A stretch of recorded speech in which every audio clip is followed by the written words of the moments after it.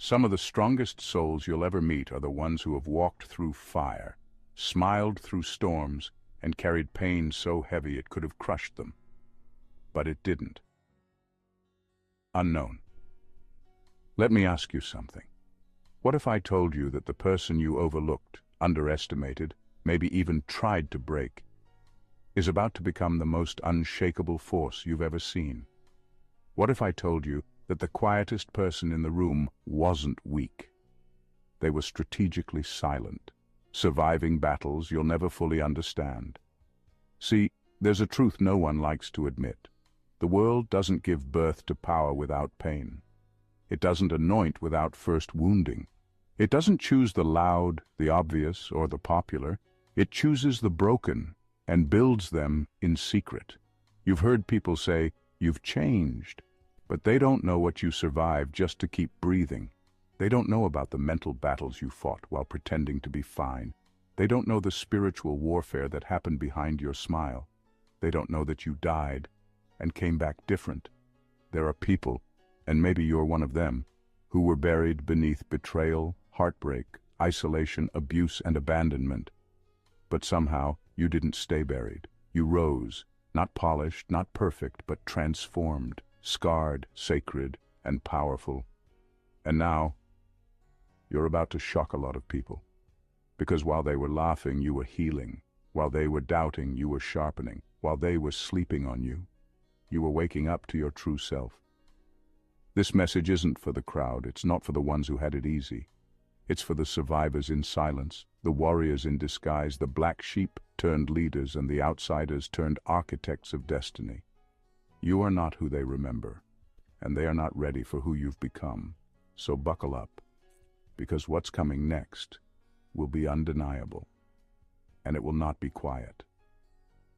Number 1, you didn't just survive abuse, you survived being gaslit into believing it was your fault.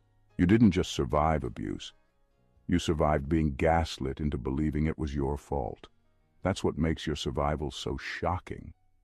It wasn't just the pain, it was the manipulation, the confusion, the slow erosion of your reality. You were made to question yourself so deeply that at one point you didn't know if you were being hurt or if you were simply too sensitive, too much, or too dramatic.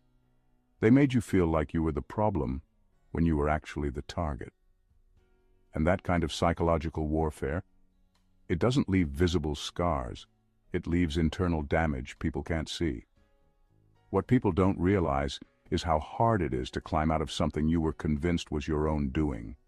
They think surviving abuse is about getting through the hits, the words, the trauma, but the real war was inside your head. Every day you fought a voice, planted there by someone else, that said, "This is your fault. You brought this on yourself. You're not worthy of better." And still, you chose to fight it, quietly, consistently, without applause. That's why it's going to shock people, because they didn't see the version of you that had panic attacks in silence, the version that apologized for crying, the version that said, "I'm fine," with shaking hands. They saw someone functional, maybe even cheerful, but they never knew that survival was happening behind the scenes. They never knew the strength it took just to wake up and not give up. Every day you kept going, not because you weren't broken, but because something deep inside you refused to stay that way. Now that you're coming into your power, people will be confused. They'll say you changed. But the truth is, you finally got free. You didn't just survive abuse. You escaped the lie that you deserved it. And that's what makes your survival not just powerful, but revolutionary. Number 2, you mastered the art of walking through hell without telling anyone you were burning. You mastered the art of walking through hell without telling anyone you were burning. That's the part that people never understood about you. They saw you show up, smile, laugh, work, give, and support others, and they assumed you were fine. But deep down, you were barely holding yourself together. The truth is, you were in pain, but you got so good at hiding it that even the people closest to you had no idea how bad it really was. You didn't talk about it because you didn't think anyone would understand. Or maybe you tried once and got dismissed, so you stopped trying altogether. You learned how to be functional in dysfunction. You kept pushing through even when your heart was shattered, even when your mind was exhausted, even when you felt completely alone. You trained yourself to smile when you wanted to cry, to say, "I'm okay," when you were screaming inside. Not because you were trying to be fake, but because you had no choice. There was no safe space to break, so you became your own safe space. You carried yourself through storms while pretending there was no rain. That's what people didn't see. They didn't see you show up to work after crying all night.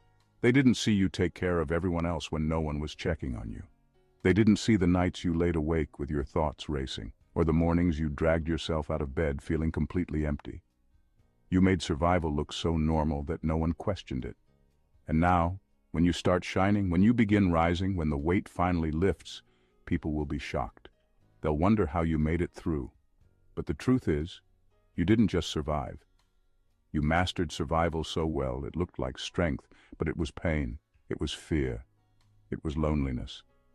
And still, you kept walking, through all of it, quietly, relentlessly, without recognition. And now that you're stepping out of that fire, they'll finally see what it really took.